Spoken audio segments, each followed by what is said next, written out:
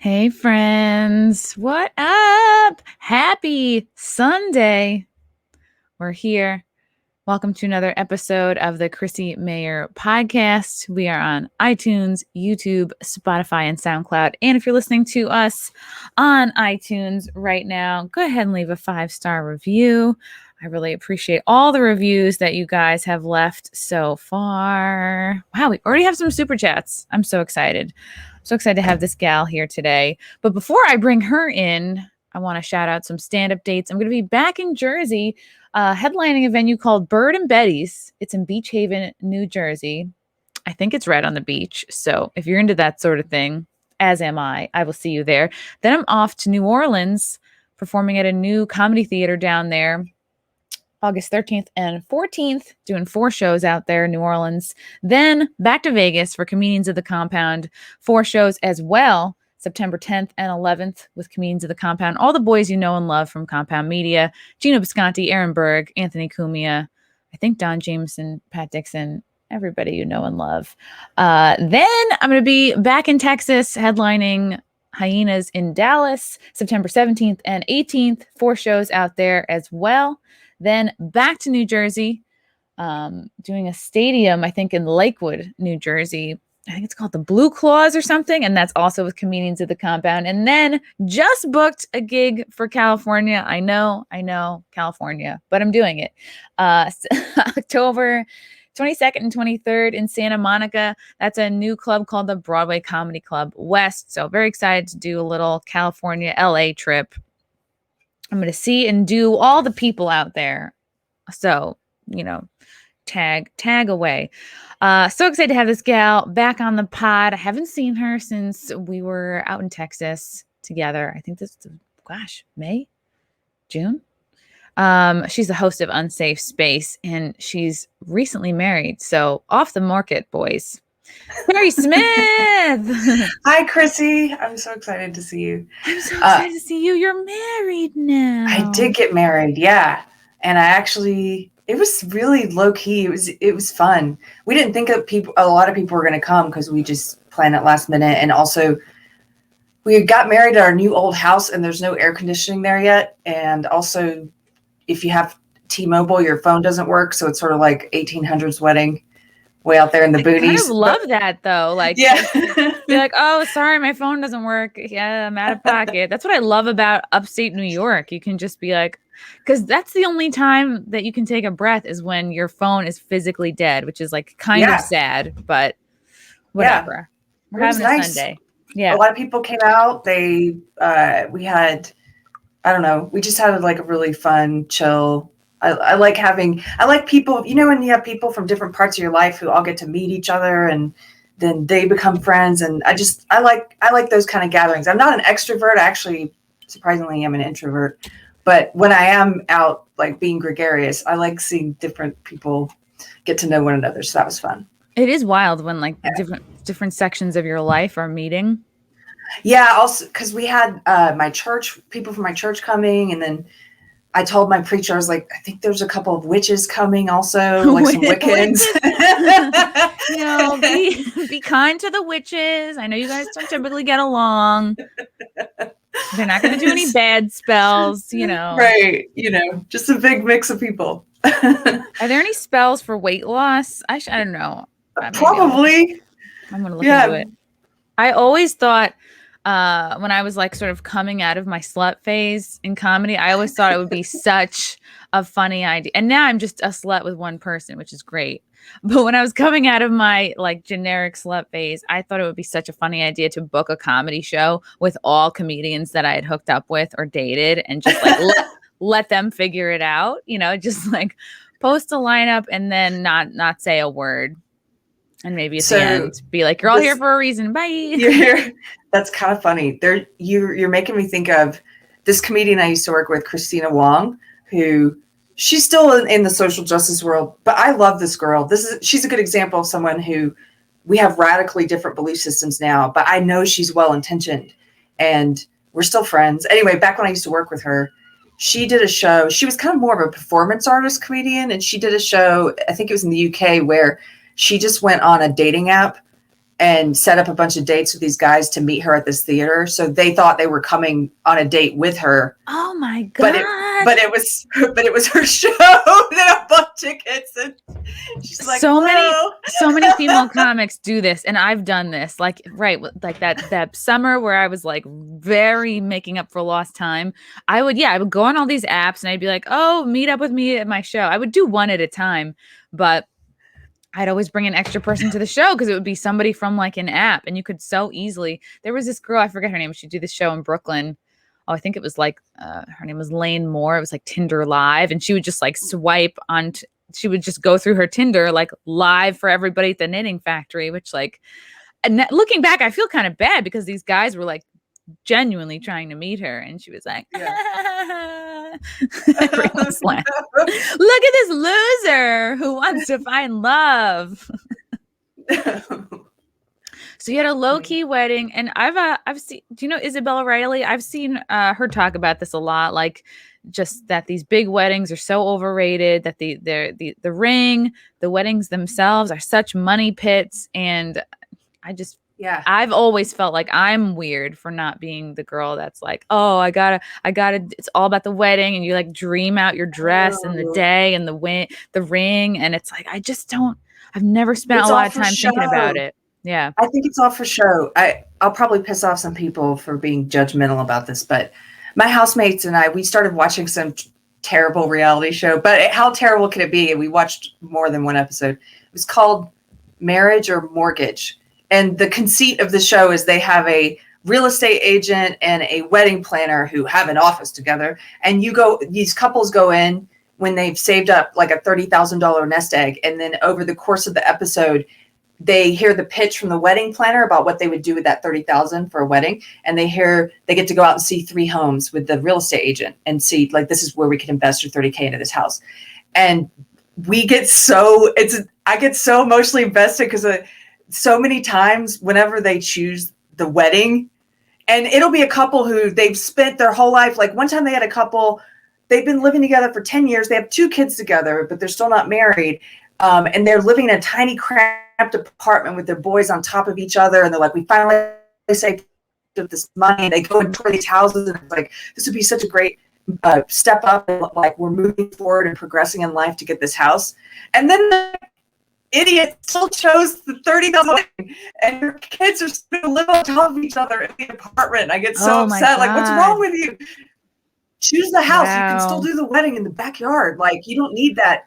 But that same woman, I think, is the one who chose, okay, they wheeled out this very expensive wedding cake that like goes up to the ceiling or something. And they're like, well, that's this many $1,000, but we can make you a fake cake that looks like this for $600. You get a fake cake. You can't eat that. It's just for pictures. Wow. I don't understand. I wonder if it's because like, anyway, I get really upset. Yeah, absolutely. Because you're like, well, this is not what it's about. And at this point, like I've been with my boyfriend like over 6 years. So it already, in a lot of ways, it feels like we're already married. And then I think, well, why don't I need a big wedding or think about that stuff and the pictures? It's like, am I spoiled because I'm a comedian and I've had like 11 years of getting my photo taken, of headshots, of like getting ready for a show, and then I have good photos of me, and it's like, I'm a stand-up comic. There's so many nights where it's like all about me. So I'm like, am I just weird because I already have that? Like that cup is filled on a regular basis. Yeah. So the average girl is like, well, this is just about me, and I need one day. I'd say if that's the one day where you look real good and there's photographic proof of it, like, oh, maybe you're working too hard. I don't know. What do I know? Yeah, maybe. I don't know. Everybody's going to choose different what they choose to spend on. We did choose to have a photographer because we had some good photos, but otherwise we just like cut corners. We went to the grocery store. You know, you can go to grocery. Yeah, I think you can go to the grocery store and get some stores have the discount cakes where they're like the day old cakes and they mark them down. So we're like, let's just get a bunch of cakes with like happy birthday Mary on it or whatever, you know? Like and then just change them married and just married. Yeah.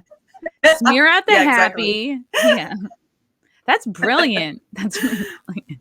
But you know, just have some good food, good cakes, and good people to have good conversations. That's what it's about. Before we launch into some of our topics, I want to get to some of these super chats. Thank you, Shane Karras. I think a Carter from Unsafe Space and Chrissy Convo would be a fun watch. Two different types of people, probably much to agree on. Wow, Shale, you're going to say that while Carrie is here? Perfectly good Carrie is here for a conversation.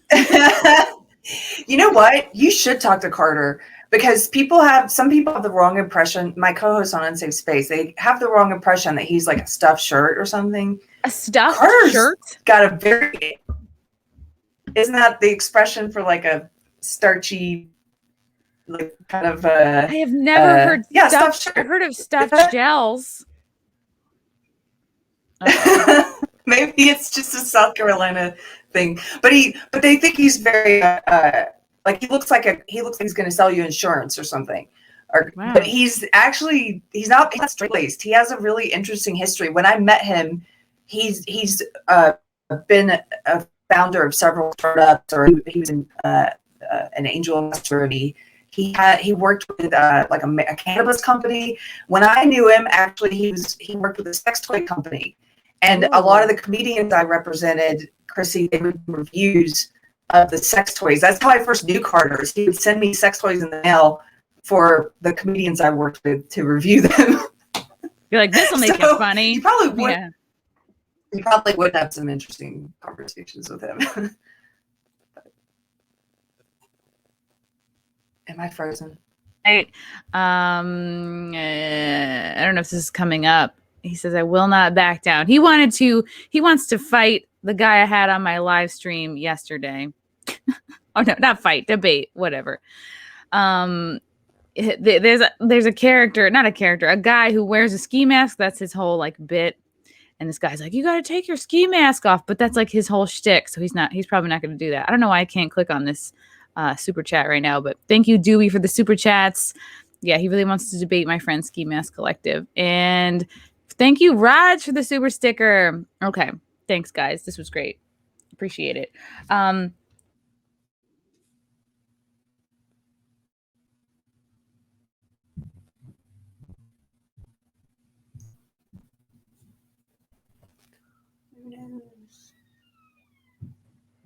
I'm here. Okay, I'm here. Everything's great. Okay. Carrie, you there? Carrie? Hey. Okay. Did I disappear? I disappeared. And I even restarted my computer. It went live. So I don't know what it is. Okay. Okay. There's been, I don't know if you've heard, this was the big news this week when Brandy Love was kind of kicked out of, not physically removed, but her pass was revoked from Turning Point USA. It was apparently the Student Action Summit, and there's been a lot of debate on Twitter, you know, the marketplace of idea exchange. But a lot of debate I've been seeing like on my timeline because I'm posting about it in clips about was that right to do. You know, it was a conservative event. Are they allowed to uphold their conservative beliefs by kicking out an adult film star? The other side of the coin is, well, this was a public event. Unless you're doing invite only, you really kind of have to be okay with just about anyone being able to buy a ticket and show up to the event. So I just wanted to know what your thoughts were, having been a former SJW and now maybe falling more in the libertarian sphere. I don't know where you're identifying yourself, but I feel like you have a good grasp of the whole range. Well, I think it's indicative of where we're at with words losing meaning. The meaning of words have been under assault. And I think maybe I've been thinking about it a lot, and I think maybe this always happens if you're under sort of a more authoritarian kind of government and social control. And so social justice ideology has done a lot to destroy the meaning of words, that's for sure. And I noticed on the left, when I started to realize what social justice was and how it wasn't what I thought it was, I started looking more into liberalism. What is liberalism? Because I'd always considered myself a liberal and for social justice. But those two things are mutually exclusive in a lot of ways. They're, social justice is for censorship, which is very illiberal. and therefore force. They believe in the use of force, which is very illiberal. And so a lot of times, what I notice on the left happening is people use that word liberal to mean all kinds of things. And I can be talking to someone on the right and they'll be saying liberal, but I know they really mean social justice. I know what they really mean. And that's not the way I use that term liberal, because I think we should preserve what these definitions actually mean. And so that's a long build up to say, I think that's what's happening on the right. You have these conservatives now who are saying, wait, conservative means something. It doesn't just mean Republican. It doesn't just mean libertarian. And so there's this argument now happening over the meaning of words. And I don't view myself as a conservative. I guess I'm pretty conservative on some personal issues, morality issues. I guess now I've become kind of conservative, but not on policy. So I understand that fight. I understand that argument that's happening. And as far as her being kicked out, I mean, I don't know. I kind of don't. I mean, this is going to sound callous, but I kind of don't care. It's like it's their event. If they want to kick her out, like, let them have it. I'm not a part of that community, so I don't really feel like I should be weighing in on what they should be doing. I don't know a lot about TPUSA, except they said that it's conservative and it's for teenagers and college students and whatever.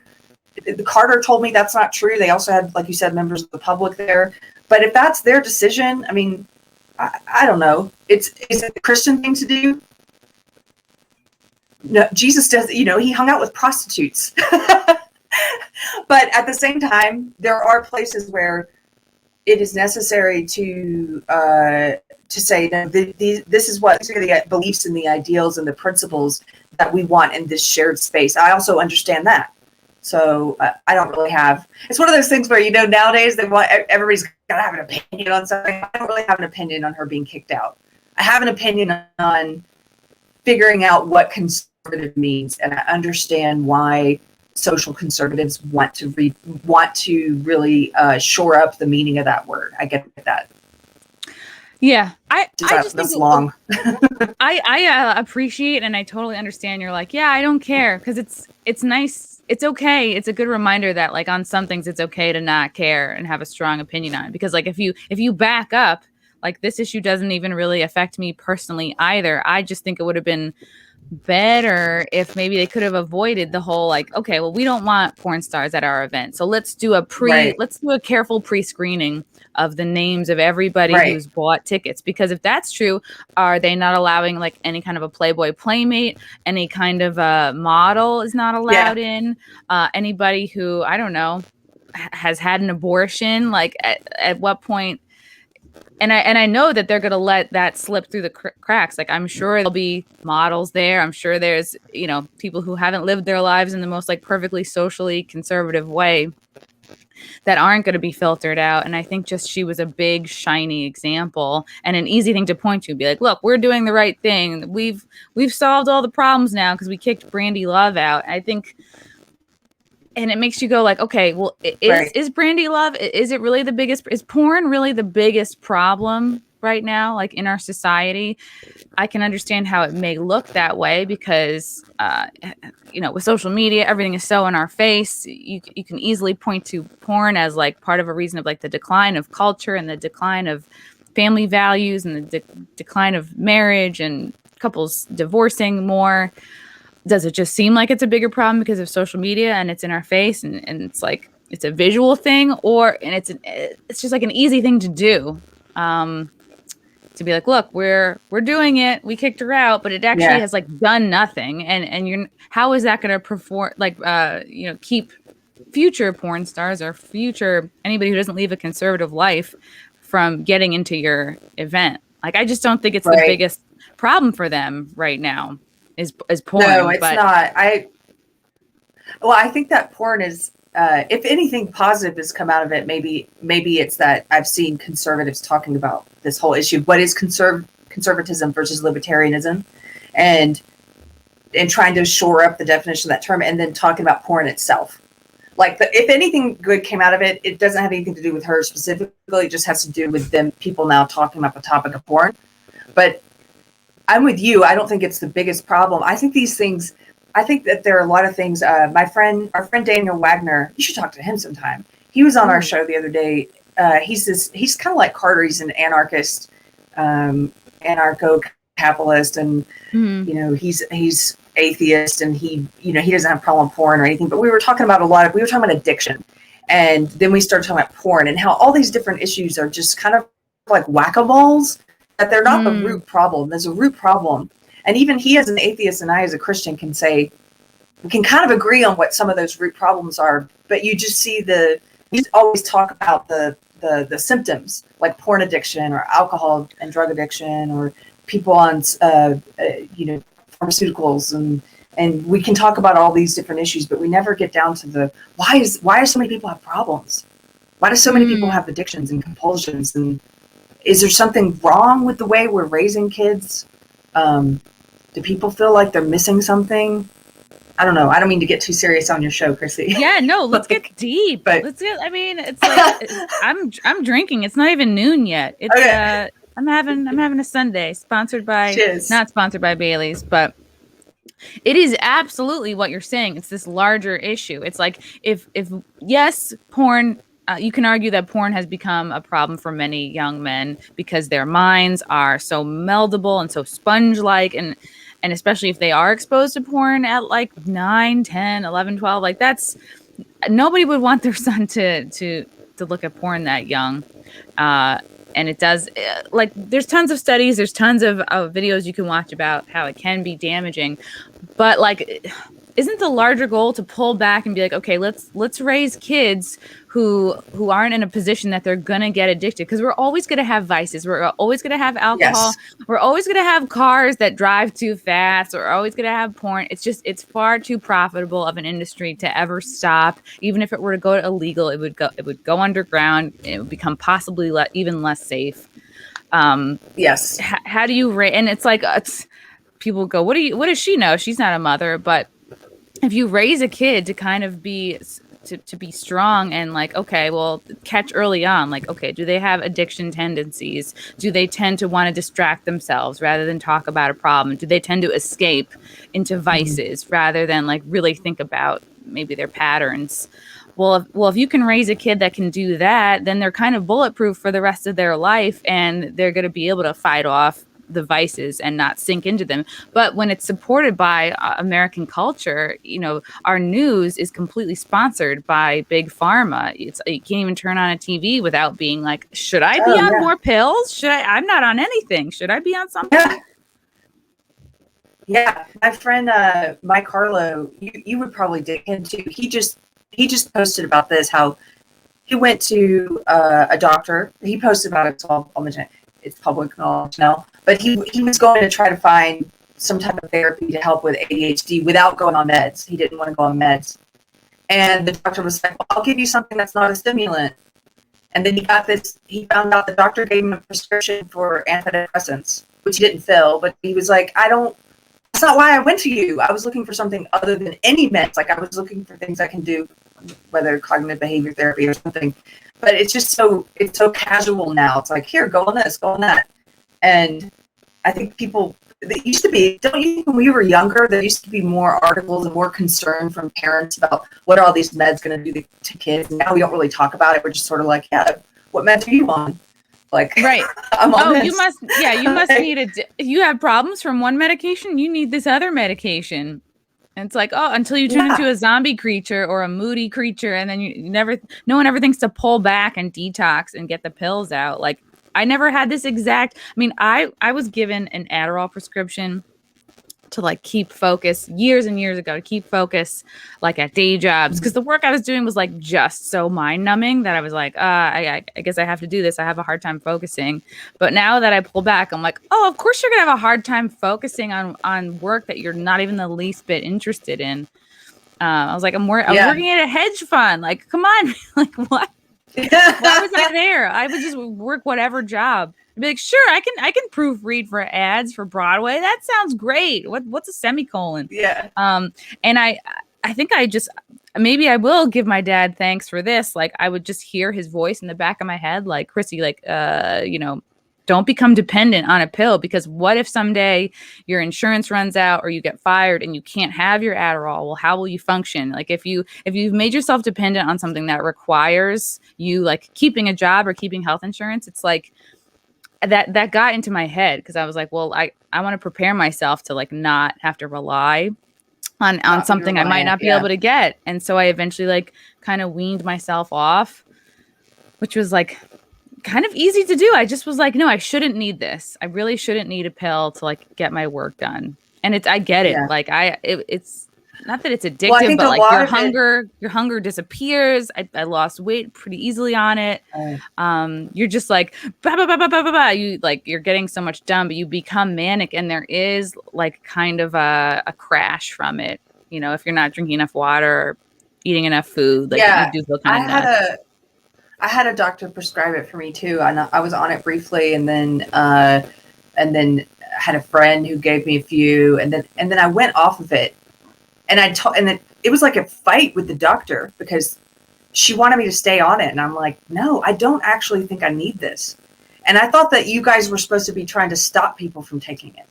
Like, not like, but she was really, no, you're going to ruin your life if you go off of this pill. And I didn't. Wow. My life got a lot better. So I think in Los Angeles, especially, that's where I used to live. The culture is such that it's just everything, I think, is overprescribed there. It might be like that in New York too, a little bit, where it just of like, it's what country. gym do you go to, and what do you do, and what pills are you on, and I don't know. I think your dad gave you some really good advice about not making yourself dependent on anything. Yeah, and that's the issue with porn. Porn is a great example. So when I got sober a year and 9 months ago, I think 8 or 9 months ago. And I wrote an essay about it. Thank you for my 1 year of sobriety. And I got a lot of messages from people this is what I like about when people share their stories with sobriety is you never know who's in your life who needs to hear that, who they need that encouragement. I just ran into some stranger in a coffee shop yesterday, and we're on a road trip. I was in Roswell, New Mexico, and this kid, he seemed a little off. He starts talking to me. And it turns out he's 2 weeks sober.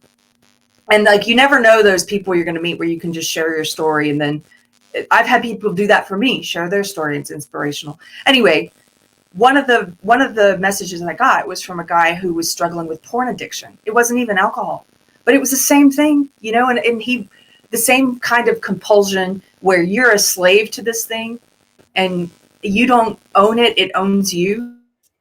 That's what he was writing to me about. And I understood that.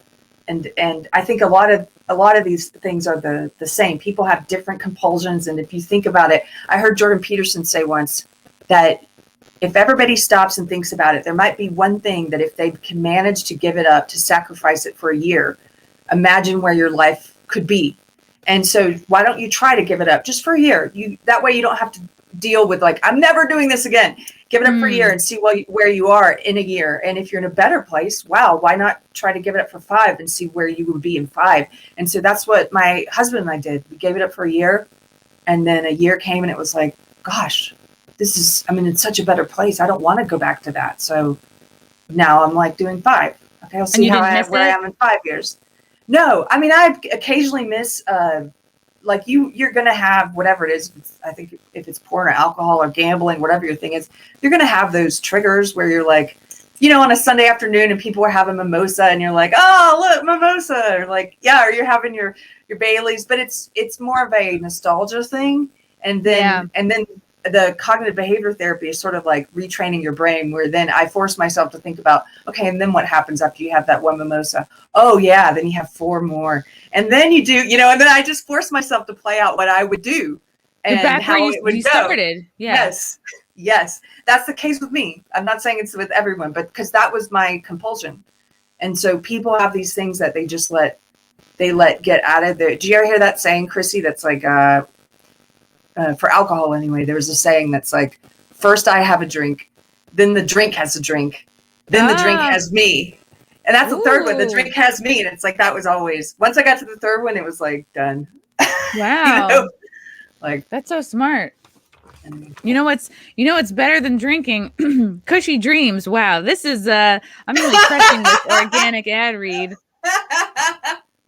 Cushy Dreams, guys. I'm gonna tell you guys about Cushy Dreams. They have a full lineup of smokable CBD. They specialize in extraordinary CBD-rich hemp flower, aka bud, in cans and pre-roll CBD joints. You can enjoy all the health benefits of CBD without getting high. There's under 0.3% THC in all these products.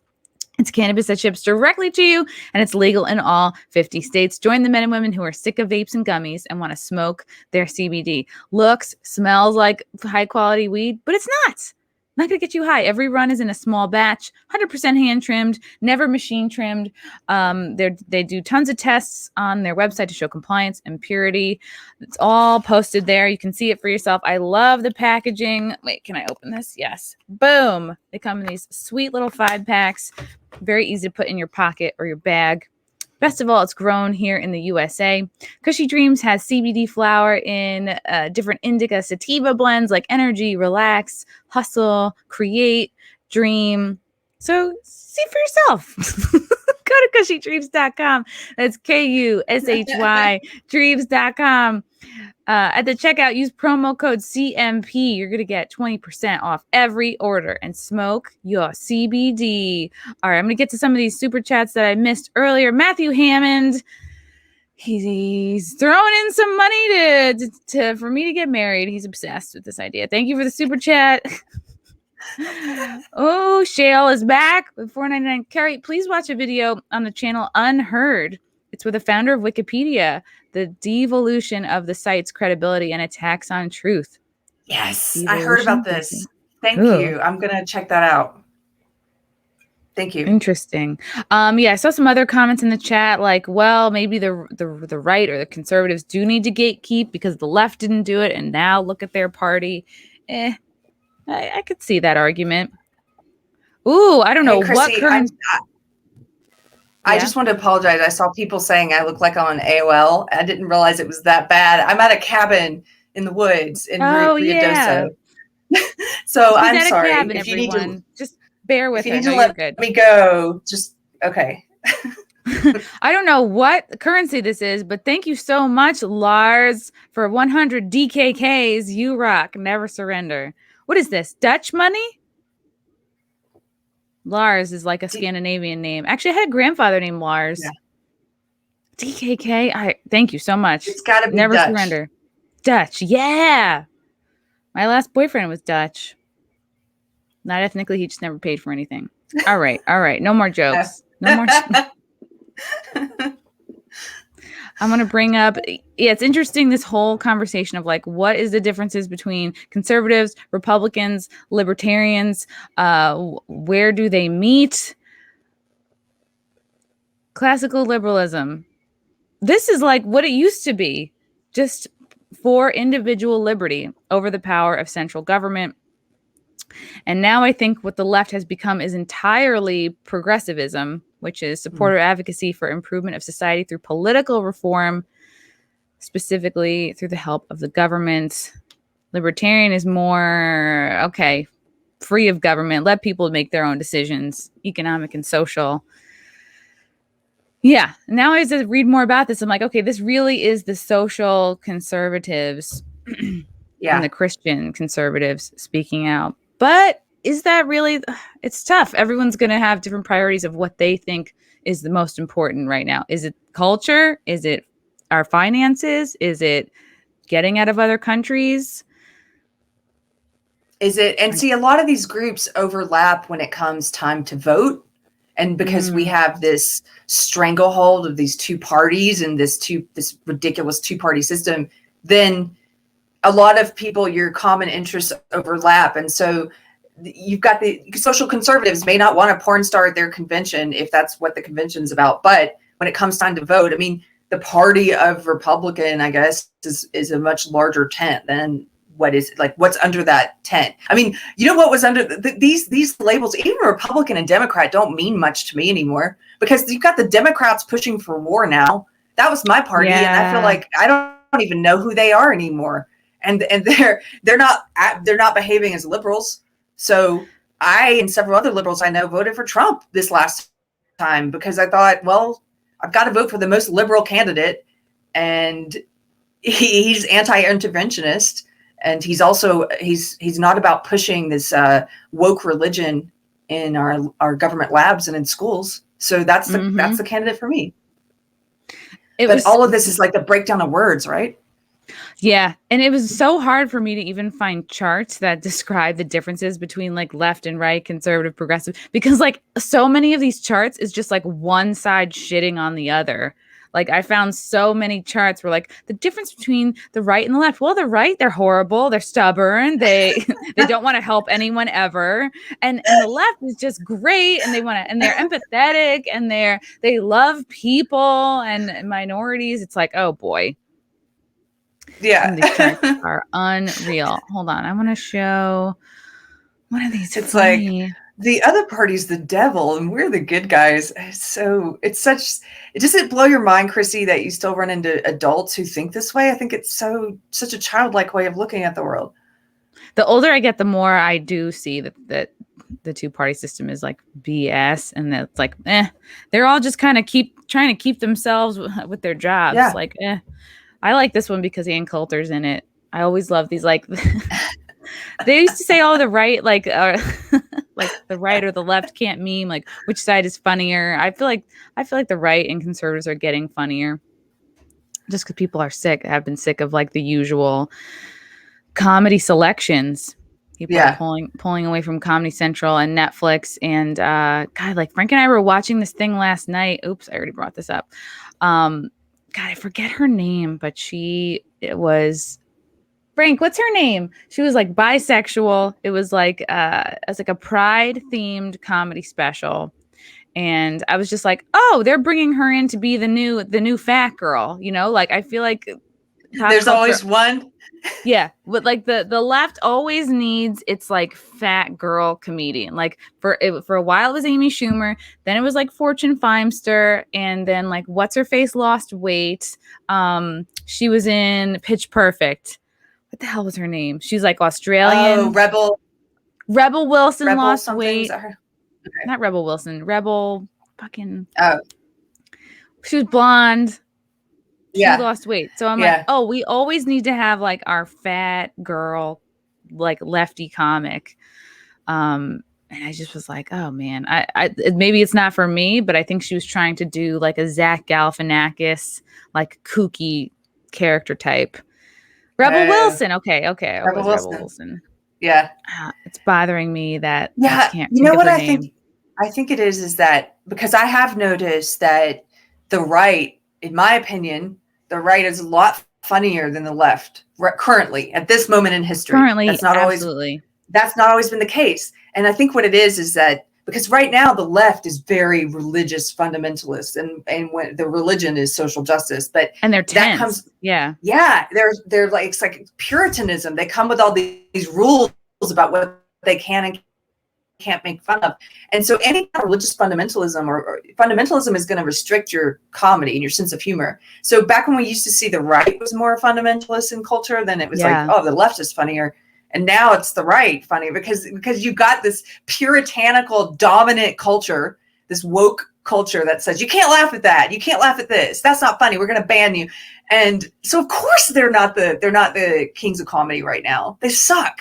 And of course, maybe one day we'll see that flip again. But what is side this? Which can poke fun and relieve tension. I think that's going to be the funnier side. I mean, this is a Chad, just like a drawing I found online.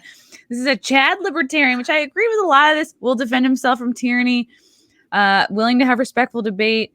Has armory. 2A. Never give up his guns. No, not government dependent.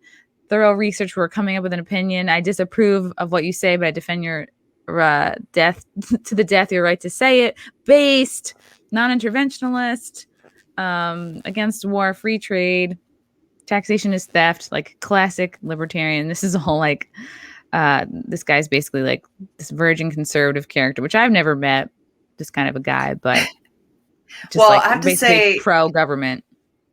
I have to say the Chad here has some pretty cool white go-go boots. Yeah. Yeah. Right? What are those, cowboy boots? He has a shirt that says he couldn't buy a Don't Tread on Me shirt, but he did get a No Step shirt. Maybe from the dollar store. I don't know. No steppy on me. All right, where's this other fun picture that I wanted to share? Is Santa a liberal or a conservative? What do you think before I show this photo, Carrie? I got to interview Santa this year on No Space. way. Yeah. And he's apolitical.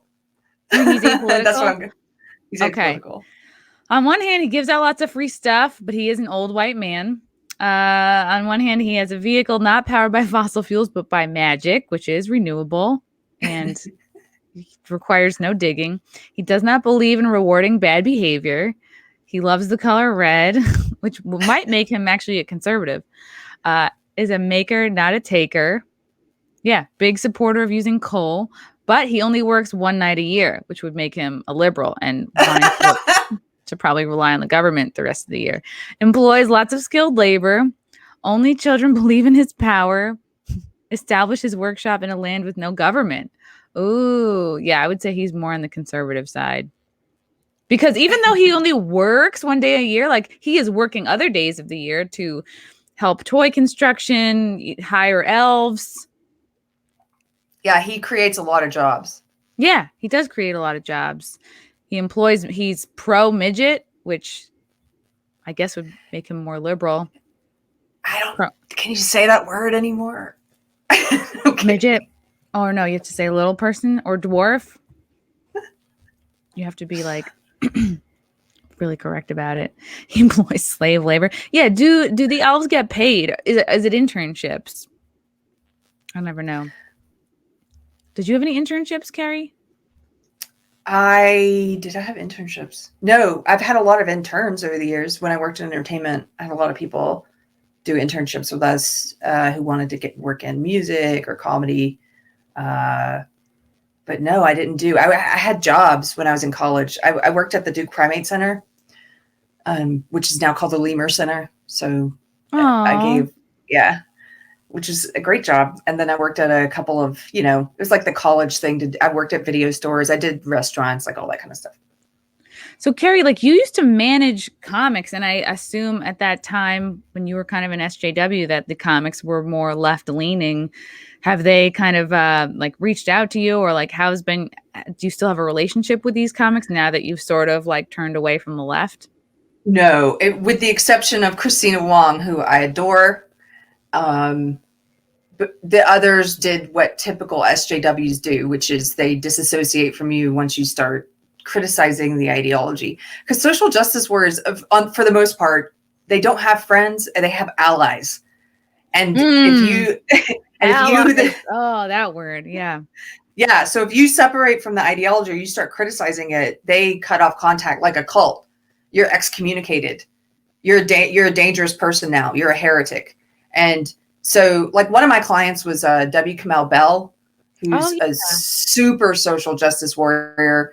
And when I first started working with him, I was a true believer. You have to understand, like I believed in this. I fell into it in college. So I was in it for 20 years and I really believed what it says it's about. I thought it was about, this is a good thing to do. This is being a good person in the world. Yep. This is how you eradicate racism and sexism as you push this belief system. And so I tended to work with comics like him who pushed it in their work. And we did the show Totally Biased together, which was very explicitly social justice. And then the last thing I sold with him was the CNN show that he's on right now, which is way far gone social justice. Like he and I went like two ships in the night, different directions. After 2016, that's when I started waking up. And a lot of my friends, see, it was weird because now I started coming out of this ideology that I used to be one of the only people pushing it in my world. Like I was hardcore, true believer. And then I saw people who had never been believers. They were going the other way. So 2016, these like acceleration points, we had another one last year. Whenever these pick a side. Yes, the acceleration points, they either force more conformity. So you get all these late joiners, these late bloomer joiners who jump on the bandwagon, or they cause people who are in it to wake up to see, because things get ramped up and you can suddenly see better. Like, wait a minute, this is censorship. Like what? This isn't what I thought it was. Or you're beating people up in the streets because they went to a Trump rally. Like that's not what I'm about. So so he and a lot of other comedians I worked with, they just doubled down on social justice in the past 4 or 5 years, where I was completely, whatever. I was called all kinds of names. Red pill, troll, like alt-right, whatever, all the names. It doesn't take much to be called alt-right. Right. I was telling Joe DeVito this like the other day. He's a comic, and that was a big life lesson. Like, I had the same personality and sense of humor when I was hosting comedy at Stonewall for 6 years, and I had tons of gay friends, and I was like actively scouting LGBT talent, and had the most fun doing that show. But I am the same person I was then as I am when I got my show on Compound Media. Like, I was just like, well, I can't do both. And Stonewall was like getting harder and harder because I would put my own money into the advertising. The general manager was like, oh, we need to like cancel your show for like an urgent Madonna sing along. And that happened like a couple times a year. And I had to realize, like, yeah, comedy is not their priority. They're a national landmark. Like, they can fill the room with just like regular gay events. And I understood that. And this guy was not a comedy fan himself. So I was like so constantly bending over backwards. And like most producers or comics in New York City know, like, to last 6 years is like almost impossible. It's usually most shows last like a year or two or something. And I felt like hosting that show was like part of my identity. Like, I remember when I got the Compound Media show, I was like, oh, it feels like it's who I am, but I had to give it up because it was like a little bit holding me back. And I just was putting so much into it, but I'm the same person, same sense of humor. And when I started Compound Media, like, people see Compound Media as like on the right. And I just noticed like, who's kissing my ass, like, who's nice to me, completely changed. It's not like I started having people on the right kissing my ass. What I gained were like actual fans who would be able to discover me and, that found me funny. Yeah. Whereas like, it was wild after 6 years of doing a show in New York City, tons of tourism, tons of, you would think, oh, I'm getting tons of fans, but like, nope, I would mostly not have the repeat customers I would have on that show would be like my own friends and family. It was just like a tourism spot, and all that time that I put into like the movement and being an ally, it's like I never was like asked to be on a float or like Pride. Not that that's what I demanded. I just to see what I got out of being an ally, a great ally for 6 years, still same person. But now I start doing Compound Media, and now I'm the enemy. Now I'm a radical alt-right person. It's really interesting. That I was like, wow, I'm the same person. I laugh at the same stuff. It's just where I put my comedy has changed, and now I'm like hated. And I had comics on the left, like publicly, like letting everybody know where they stand on me. People who I haven't like seen or spoken to in years. I would see like comments come up, and I'd be like I've said this on past shows. You become part of somebody else's really cheap virtue signal. Oh yeah, I was behind her in a bodega in 2011, and she's really changed. I'll be like, wow, we took one improv. It's always the people you did improv with, always people like from 10 years ago who like really knew you. And it's like, these people have my phone number. It's like, if you had a question about where I was heading, like a call, a text would have been nice. And there was this one girl from improv who I'm not trying to like make people humiliated publicly. I'm like not trying to do that. But since she was so out there about like how she used to know me from improv, and boy, I've really changed. And I was like, what the hell is her name? Bridget or something with a B. I was like, oh, Brooke. It's like Brooke Van Poppelen. I was like, Brooke, you have my number. Like, you could call me at any time, text, like, and I know that you won't. Like, I was tweeting that. I know you won't call me because I know this is all for show. It's all for public. Yeah. Yeah. There's so many weasels. I mean, the thing I'm learning as I get older, I guess I feel like I'm learning a lot of life lessons later in age because I was in that ideology for so long. It sort of stunted me. And in a lot of ways now in my early 40s, I'm like, I feel like I'm playing catch up. I'm learning a lot of things that some people learn in their 20s. Maybe I'm wrong. Maybe I have the wrong, and some people probably never learn some of these things. So, but one thing that I've woken up to is like, there's so many weasels. There's so many people who are just, they're rooted in just everything fake and lies. And it's like the Bible verse about, you are from your father, the devil. Like you are from, it's like the people who really like are rooted in untruth, and they're doing things for show. They're virtue signaling. They're using your name and shitting on you in public so they can get virtue points for it in their cult of belief. And it's not just restricted to social justice. People do that. This is just human nature. Is like there are people who are, I think, unmoored and people who try to stay grounded and conscious. And I used to be unmoored. I used to be completely unmoored. And I think that's why many... when you get so like triggered, to me, I visualize like old paint on a house. It's old, it's chipping off, and it's like you don't want to do the work to scrape off all that old paint. You don't want to have to sandblast. You don't want to have to power wash. But you're like, you know what? Let me just quickly paint another layer of paint on top of this. It's like we know it's crumbling, but you're like feverishly like, oh, I'm triggered. I gotta like put this back up. It's much harder to like break down your beliefs and be like, oh, well, why is this triggering me? This shouldn't trigger me. And I noticed this guy, he's like a comedy journalist. I think his name is, this is Seth Simons. There's only like two of these like comedy journalists who like don't live in New York, but they love to shit on like the comedy scene, anybody who's doing well. And a fan of mine, this might've been Chrissy Mayer's boobs on Twitter. I hate to give them a shout out, but what a funny... Anyway, so they discovered my own two boobs discovered that this guy Seth was using my name and Anthony Cumia's name in his articles as keywords, but the articles didn't mention either of us. It's just we were used as keywords. So anybody who's searching for either of our names, his work will come up regardless. His articles, even if they're not about us at all. And I was just like, oh wow, that's new. That's new. That's like being used for clickbait. Yeah. Yeah. Cheap. By the way, I saw that account. It's like a fan account, right? Chrissy Mayer's boobs. Mm-hmm. I want someone to make Carrie Smith's boots with a T. Oh my God. Yes. Carrie Smith's boots. And then they could be like, don't tread on me. Don't tread. Yeah. We'll do the treading. Made for walking. Or just like no step. No step. No step. Nice. Yeah. It's weird. Wait, I wanted to comment on your dog. Is he gone? He was having a nightmare. I don't know if you guys could hear him. Nightmare?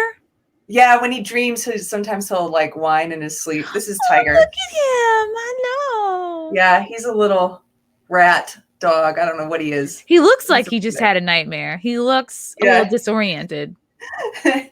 He just woke up. I had the strangest dream a couple days ago. I dreamt that I was in Bill Gates's office. Like in his office, and he was starting to show me like satanic stuff that he had just like on his desk.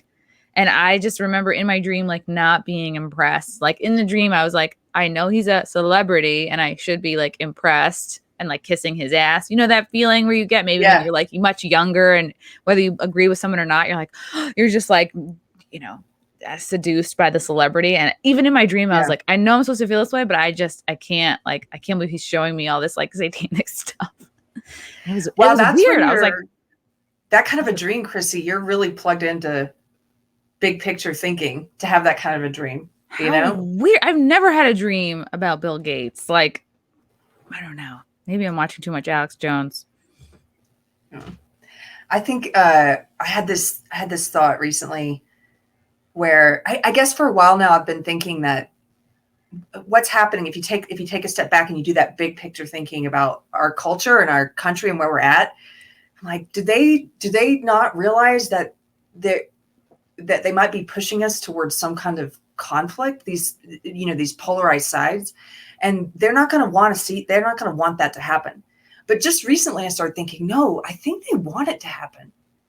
Because then they can usher in, it's like a perfect excuse, like this, like, look at the 6th. It was like kind of tame, but they keep throwing gas on it. They keep like, it's really barely a thing. And I know I got shit for saying that on Megyn Kelly. I was like, it was the most chill thing ever. And then I have every news outlet, like exact word for word. It was like the most chill thing ever. But like, I stand by that. From what I saw, it was pretty chill. And they have to fan those, not even flames, like embers. if it had been like pretty dangerous, they're probably pissed that January 6th wasn't worse, because then they could totally use that to justify ushering in like a Yes. truly authoritarian regime. Like, They I don't want know. what they claim to have happened on January 6th. They want that to really happen, I think. I didn't used to think they wanted it, but now I do. Have you heard the president has recently been mentioning like civil war a lot? He's like Really? dropping. Yes. Why are you using that phraseology? Why are you using that terminology unless it's something? It's sort of it to me. It seems like it belies what you actually do would like things to get to this point. Why? But I think you might be right. I think it's sort of, if there's a huge conflict, then they get to come in and put the boot down even harder. Yeah. And they're like, what are we going to do with our next 3 years? Like, what can we do to distract from the fact that they borrowed the election? Trying not to step into YouTube. No, they fortified it. They fortified it. They fortified it so good. So yeah, they would love that, because like they it's the same reason why like they kind of thrive with wars abroad. Like, anyone could argue like either side, Republicans or Democrats, like kind of thrive when there's a war. Yeah. So, and now we've got tons of protests going on worldwide over these lockdowns. And it does make me very grateful that I live in this country, because it's a lot worse in many places all over the world right now. Yeah, Australia. Okay, Australia has over 25 million people, and they've had less than 1,000 COVID deaths. And they just went on this huge draconian lockdown again because of one new death. Wow. And the people in the streets during these freedom rallies were saying things like, these lockdowns are killing us. Listen to us. These lockdowns are killing us. And what do the cops do? They're arresting them all. They're bloodying them. And then, I don't know if you saw this, but on Twitter, the police in Australia are putting out notices asking for citizens to report friends and family who were at the... Wow. Yeah. The Russians had a word for it. Stukachi. They want you to be Stukachi, to turn in your friends and family, be these little snitches. And that's not free. Like, free people don't need to ask permission from their owners or their captors to go peacefully assemble. So, like, you're basically, this country's not free anymore. Australia right now is not operating as a free country. They're saying you're not free people. And I never thought I would see this in Western nations in my lifetime. Australia was always cool. Australia was always this place that I was like, oh, I hope I get to go one day. I hope I get to sit on a 20-hour flight and go pet a koala and surf. Now it's just like, I have a guy that works for me who does clips is over in Australia, and he's like, not, it's rough. It's rough there. I feel like he's having a rough time, like emotionally, spiritually, like it's really hard. Yeah. And they keep it's funny. They just keep changing what's acceptable to say or think. So for a while, it was not acceptable to even question like the psychological impact of all of this, the lockdowns, the mask mandates on children. Like, they didn't. And now suddenly they're like, hey, maybe they themselves, meaning the establishment, legacy media, now they're like, psychologically, this might be having a bad impact on kids. Do you think, like, we've been saying this for a while, like, yeah, look at the suicide rates among teenagers. They've skyrocketed. But, you're not allowed to have these conversations until they say it's okay to have them now. I get pretty amped up about this. Sorry. I can't stand people just rolling over and let it, like farm letting animals, it happen, like farm animals, and letting it happen. Yeah, this is from big protest in Sydney, Australia, after the government put Greater Sydney back into weeks-long Wuhan-style lockdown of all non-essential activities following one COVID death, and discussed deploying the military to hotspots to keep people from leaving. Holy cow. Yeah. I guess most of us in our lives like haven't had to fight for any rights. No. And it's so interesting to talk to people who have survived some type of cultural revolution or communism. We just got to interview this woman, Lily Tang Williams. She wanted to talk to me because she said, okay, as a former SJW, we have a lot in common because I was in the Red Guard when I was a kid. I was in Mao's Cultural Revolution. Whoa.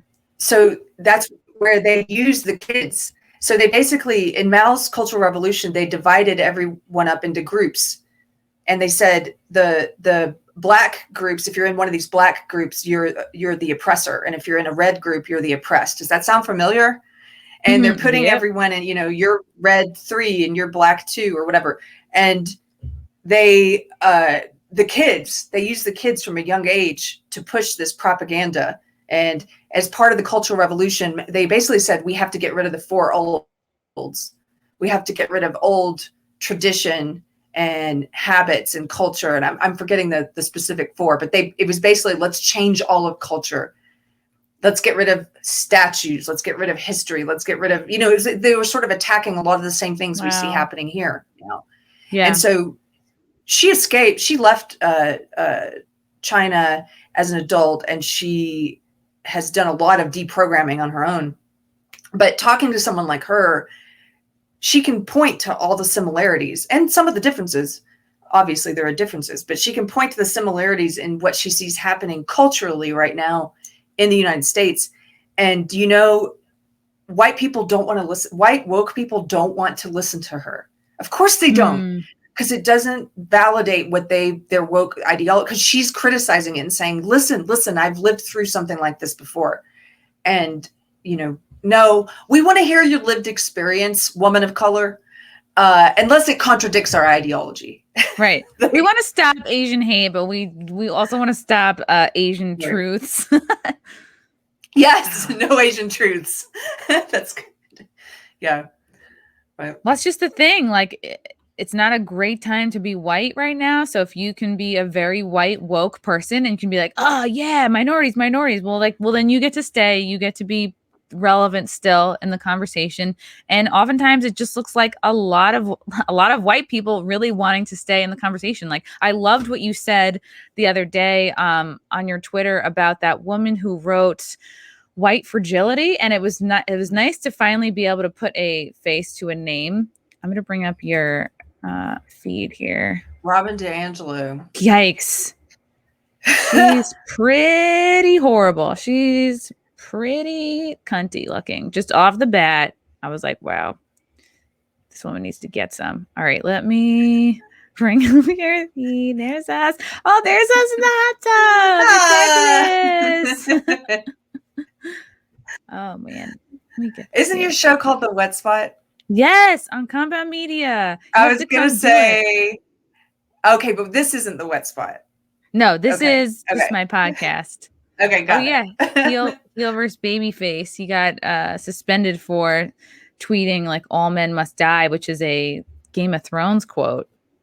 Yeah, so many people permanently suspended recently.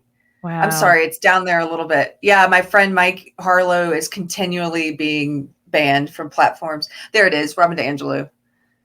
Okay, yeah. DiAngelo is trying. All right, so I'm going to play this first, and you guys can, if you haven't heard it already.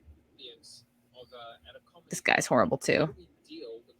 We may have laughed at a racist joke, told a racist joke, sat in the audience of at a comedy club and heard racist. He's jokes. never been to a comedy club. As a Jew,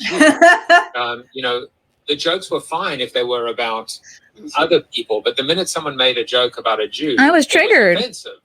And suddenly I was like, and suddenly that comedian might not have been found funny anymore. How does one cope with that? That's just one tiny use case. How do I cope with comedy existing? Is I'm already full of rage. It's an excuse to get to be racist, right? Like irony, and I think TV shows like not like being an author is an excuse to be white supremacist. South Park and maybe a little bit The Simpsons, right? Allowed white people to be racist self-consciously, right? Like, I know I'm being racist, and therefore it doesn't count and it's okay. And it's a lot like what I exposed that couple to at dinner. I'm still reinforcing racist tropes and ideologies and stories. It's still being reinforced in everybody's mind who's listening. And so I don't think it's benign to do it in a joking way. And there is a concept in comedy called punching up, not down. So, you want to punch up, there's very different power dynamics, and it doesn't hurt in the same way. It doesn't invoke a deep centuries long history of oppression when you poke fun at, say, white people. But it's very, very different when you poke fun at people of color. How do we So, yeah. I have a lot of thoughts about that. She doesn't even understand how this comes off. It's exactly what you said. That trotting out. First of all, the only people who say punching up and punching down are woke people. Real, like, I don't know. Maybe I have a limited sample size here, but all the comics I know, we never say punching up or punching down. Like that's. It's I a know woke somebody thing. says that. I know right away that's a woke thing. That this is not a person. Neither of these people enjoy comedy. Are comedians, have written comedy, so I don't really think it's fair for them to get to speak on like what comedy allows you to do.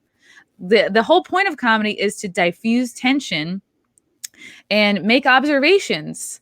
And all comedy, even if you don't call it comedy, this woman right here has probably laughed at some racist joke against white people. She probably laughs at like white guys that are on the right every day. Yeah. Their stereotypes are everywhere because they're real. They're based in reality, and people laugh at the truth, the exaggerated truth sometimes. But like she has no idea what she's talking about. She is in no position to talk about what comedy is made from and what comedy allows you to do. She's not. You're exactly right. It's sort of. My husband's a musician, and he was talking about people who will spend a long time talking about music, and then but they can't move an audience. They can't do music, but they can talk about it forever. And yeah, this woman. Not only is she doesn't do comedy, but I doubt she's laughed a joyful, free laugh in a very long time. If she, and this punching up, punching down thing, a lot of the woke comics I work with, they talked about this. I used to talk about this when I was woke, and this idea that the best comedy is, punching up at targets that are above you. But see what she's doing here, even if you believe that's true, and sometimes I do think that's true. I think the best comedy is going after what's taboo and what you're not supposed to make fun of sometimes, which right now is wokeness, which right now is all this stuff. Yes, they have their directions wrong. She's doing her directions. The woke do their directions based on race because they're racist. It's a racist belief system. So this isn't that different from white supremacy. She's saying, you have to punch up. Who's up? We white people, we're up. Who says we're permanently up? Yeah, like we that's will always be up. Yeah, which is why I have this book that you need to buy about why we're on top of everybody, and we can't accept talking about racism because we're so much better. We're above it. Yikes! Exactly, and you can't punch down. Who's down? All the little marginalized people of color. You can't punch down there. They can't take it. It hurts. It hurts in a way. It doesn't hurt us white people because we're like the king. Them. Yeah. It's so messed up. It's so messed up. And they sell this racist garbage, and they have the gall to say that this is anti-racism. This is racist towards everyone. It's like, yeah, she lives in such a woke bubble that maybe when she hears comedy, she goes, oh yes, she might actually genuinely believe it's an excuse to be racist because she just can't take anything lightly. She is so like in her elitist bubble. She doesn't know what like real people laugh at, and real people laugh at the truth. They're not constantly posturing. Yeah. But you can't have a joyful laugh when you're a social justice warrior because you have an internal censor in your head. Mm-hmm. That's a little SJW that you're putting everything through, and you have to make sure everything's ideologically pure. You can't say the wrong thing. You can't trip one of the invisible tripwires, and God forbid you allow yourself an unguarded moment of frivolity and joy and laughter. Mm-hmm. You have to make sure. That's why if you watch their studio audiences of these woke late night shows, even our show, Totally Biased on FX, if you watched the audience, they're guarded. They do a lot of clapter. Wow. They do a lot of the clapping because it's like they're at church. But even when the laughs come, it's almost like they come after a fraction of a second longer than they should. It's almost like this waiting to see, oh, are people of color laughing? Are women laughing? Or, like we have to make sure all the marginalized groups are cool with this first. And wow. It's just real inauthentic way of living. It's self-censorship it's like you put yourself in the prison. You put yourself in the prison. Even without reading this woman's book, which I go back and forth. I'm like, should I do it? I already know what it's going to say. But this woman, you can tell by just watching her in a minute of this clip, she lives a tight, tense, buttoned up, cunty life. She can't relax. She's probably not having enough sex. She's probably not coming. She's not laughing. She's probably like, look, she's like, you know, probably restricting all aspects of joy in her life because, right, you have to walk this tightrope of being careful about what you say because this Robin DiAngelo, if she says something that's not woke, they'd be so happy to throw her off the woke boat. And her whole career rests on this. She's got books, you know, she's a New York Times bestseller, for God's sake. So she has to be very careful. And being careful is not going to put you in a position to like enjoy comedy, to enjoy observations on society. Like she's the only one who gets to make observations on society. It's so entitled. It's arrogant. I'm going to go out on a limb, Chrissy, and say that this is wrong with me. I think a lot of these woke people, just this is purely anecdotal based on having been in social justice. And do you remember that that there's been so many videos of Antifa professors punching people at riots and stuff. But do you remember the one that was a woman? I think it was somewhere on the East Coast. It was a female professor. They ended up tracking this woman down online. They found out she was a professor and they found her website where she did lobster porn, where she dressed like a lobster. Yeah, in a bathtub and did all this disgusting lobster-based bathtub porn.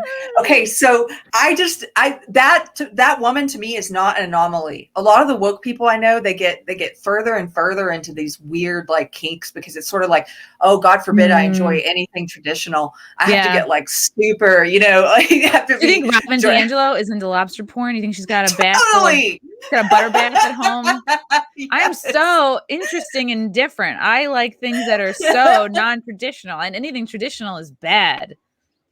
Yeah, that's bad of me. I have no idea. But the chances that she's into something like lobster porn are, I bet Robin DiAngelo is into like very kinky, racist like shit in bed.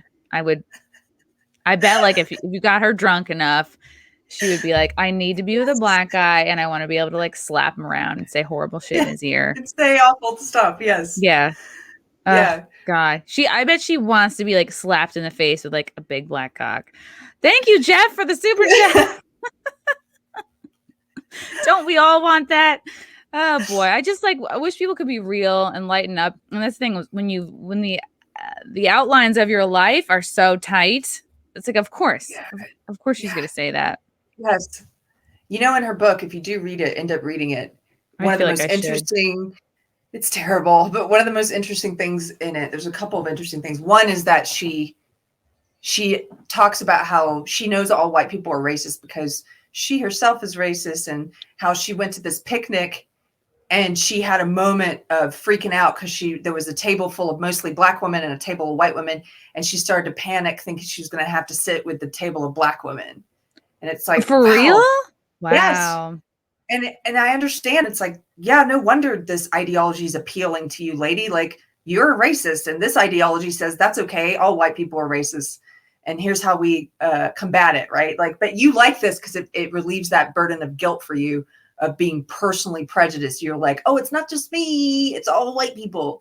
And that is part of the I guess like initiation into this. It's like from videos I've seen, it's like you have to kneel on the floor, you got to lay down, you have to admit that you're racist, you have to take your 40 lash, whatever it is, like that, whether you like it or not. And with so many of these like corporate diversity training tests, it's the same thing. Like you can't even, to complete the required test for your corporation, you can't even pick the answer that makes you not racist. You have to pick the answer that is like the racist answer to even get through to pass the course, so that the corporation can say, look, we got 100% participation. We're learning.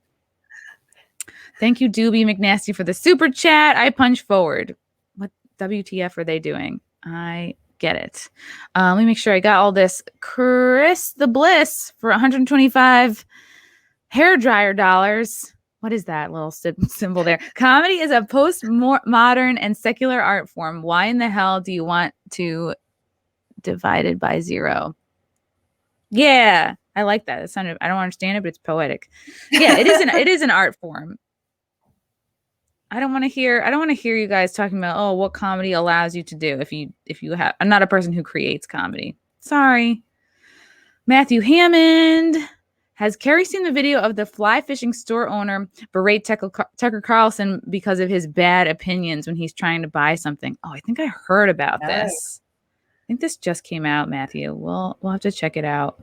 Not fly fishing. Oh Lord. All right, I have to read White Fragility. Maybe I'll do a video about that and I'll highlight. Skim it. And that's the thing is, acknowledging differences doesn't make you racist. Like any normal person with a brain would be like, oh, table of white people, table of black people. Acknowledging that doesn't make you a bad person. It just makes you a person with eyes. Right.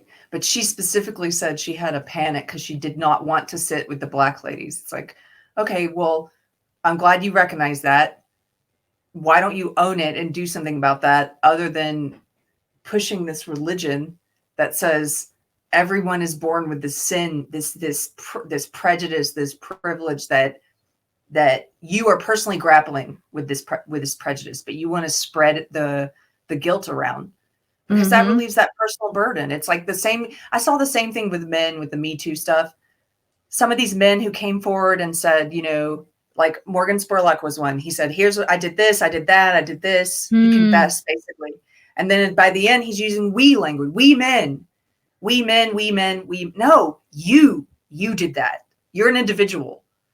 You see it with comedy too. Seth Rogen, Cat Williams, all these celebrities / comedians that are preemptively doing the we conversation. We need to accept when our jokes have aged out or are no longer acceptable. And Cat Williams be like, we need to be better people. It's like you're trying to put a buffer out for yourself. Don't pretend that you care about other people. You're trying to put a buffer, a pre-cancel buffer out for yourself. And Leguizamo too. He did this long, weird, angry rant on Twitter. Oh, critical race theory. And then look at everything Leguizamo has ever been in. And it's all the most like he's doing racial characters. He's done stuff that you could say is super racist for movies. And it's always people that are like crying the loudest, that are like, oh, you look at what they do. Whoever's the loudest, they've done some shit. It's like think about it on the flip side. When you used to get these Republican conservatives who would be very vocally anti-gay, and to the point where, that whole saying, thou doth protest too much. And then you would find out they were in a bathroom trying to like hook up, tapping under the stall or whatever. And that's exactly like, it's like these hurt dogs holler the loudest or something. Maybe that's the wrong expression, but basically, I think you're right. I think people like Leguizamo, there's some personal thing that they're trying to exercise. Or they're just like, oh, I haven't been in the news in a while. Let me be outspoken about CRT so I can trend for a few days because I'm an aging comic desperately trying to hold on to relevancy. Thundercats, who? Thank you for €2. Euro? I want to be the annoying white person in the combo. Yeah. If you're woke and white, you can stay. Doobie McNasty, am I the only one still willing to fight for my love of the red and white and the blue burning on the ground as a statue's coming down in a town near you? Oh, this is a quote from Aaron Lewis. Nice. Thanks, Doobs. Wow. Oh my God. I was about to log off, but we keep getting super chats. Thank you, Enoch Maman, for $100. Holy cow.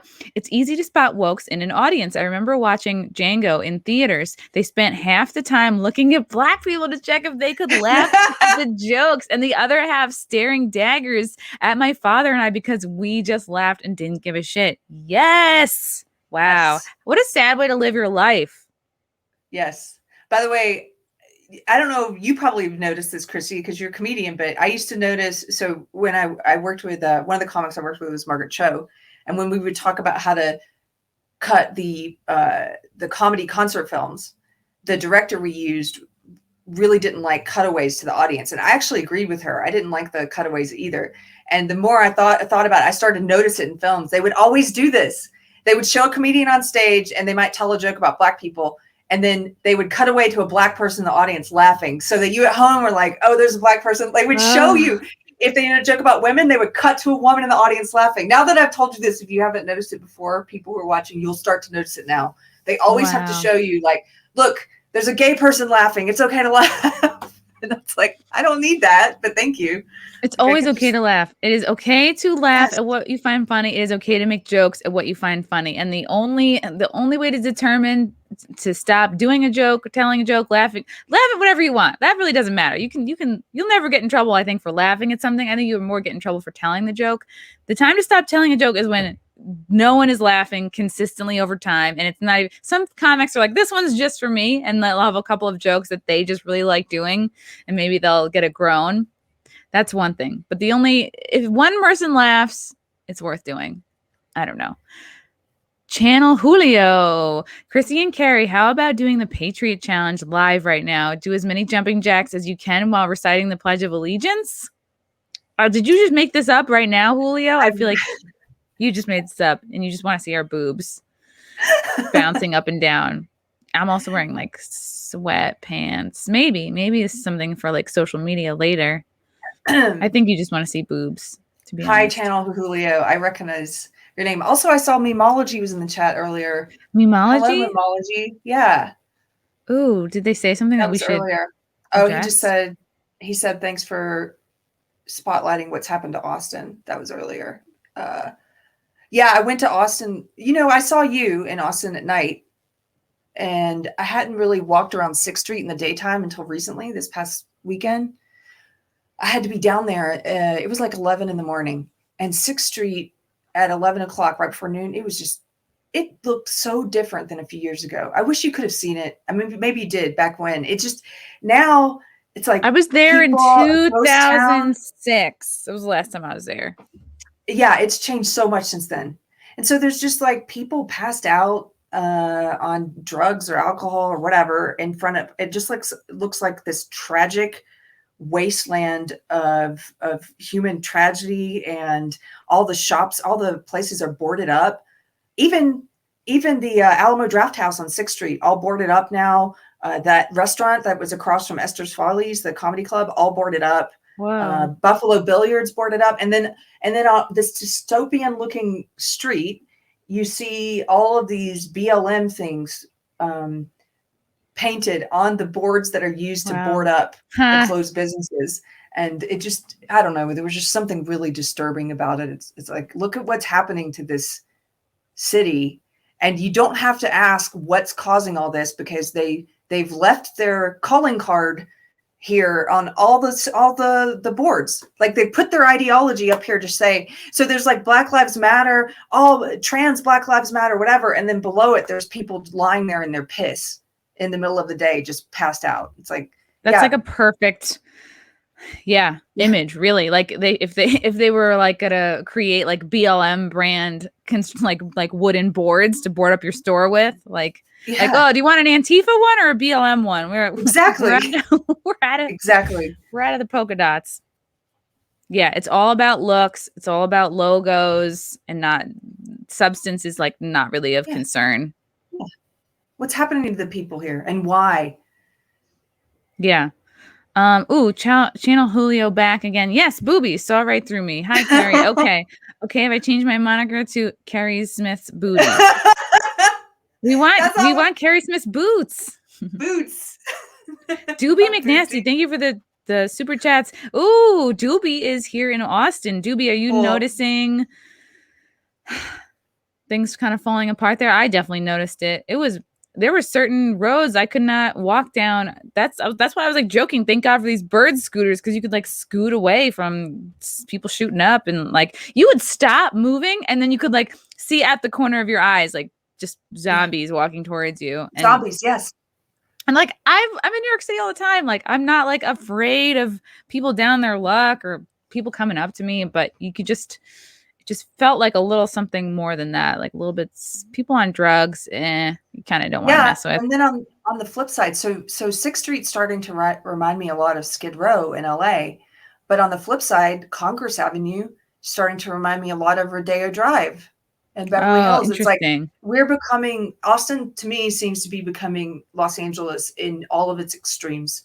So you've got this extreme human devastation and devastation to the small businesses happening, and then on the other hand, you have this really wealthy class of people moving into the trendy parts. And I mean, they're putting a Tiffany's on Congress. I mean, it's going to be just a completely two different worlds in one city.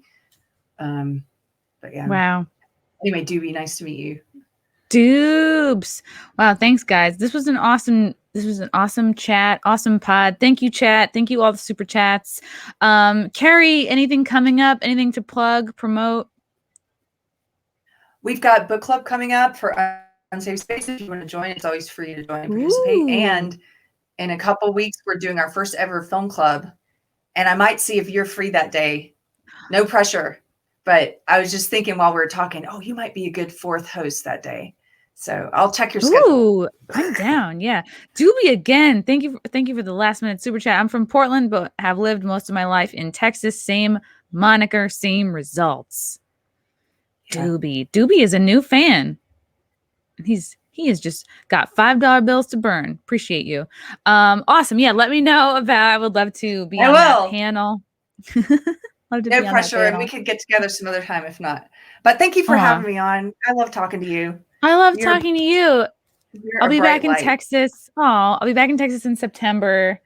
Well, Dallas. I don't know if that's too far from you, but I'll think it's about what I far. can do. Yeah. Okay. Yeah. Okay. Cool. Yay! Bye, guys. Thanks, Chris. I plugged my dates. I plugged my pot. I plugged all the things. All right. Thanks for listening, guys. Until next time. Bye.